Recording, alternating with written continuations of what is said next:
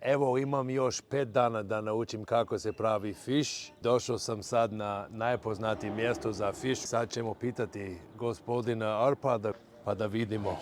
Može, ali ne mogu sve odati. Riba je riba. Koliko ona ima masnoću, toliko mora biti. Ne smije se oprati od krvi ako se odmah kuha. Da, Ali ako se ne kuha odmah, da. onda se mora oprati od krvi.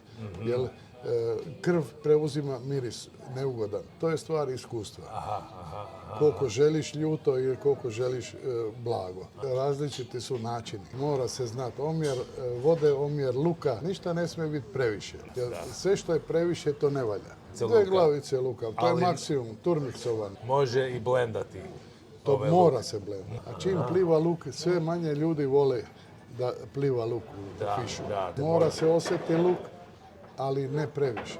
Crni papar, bijeli papar.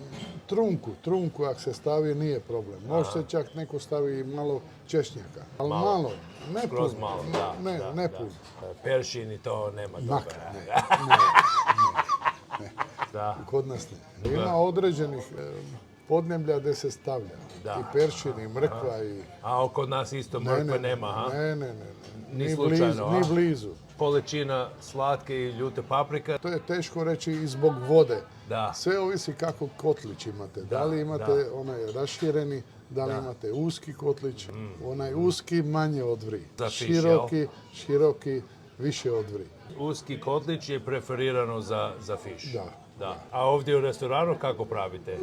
To imamo u užima. Ali tu se već sve zna, sve se mjeri, sve... Da. To je laboratorija. Ovo je laboratorija za fiš. Ovo mora biti tako. Kao McDonald's, ono sve uvijek po špagi. Koliko ste fiša napravili za jedan dan, da je rekord neki? Ko da ste došli iz porezne. Da. Je li kad se pravilo 120 fiša u jedan dan? I više. Wow, ne mogu zamisliti. Prvo da vam kažem, kod mene nema namještajke. Ako ste dobro skuhali, možete pobediti. Da? Ako niste, bravo, onda nije. Bravo, to je super, da. I to su vi suci kao na slijepo jedete to sve, jel?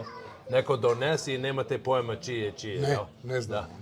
Zatvorene koverte, sve, niti smo tamo kad se donese, ali bez obzira i da vidim. Ako ne valja, onda ne valja. I ne miješati. Da. Ne miješati. Samo okretat kotlić. Samo okretat kotlić. Hvala Bogu što...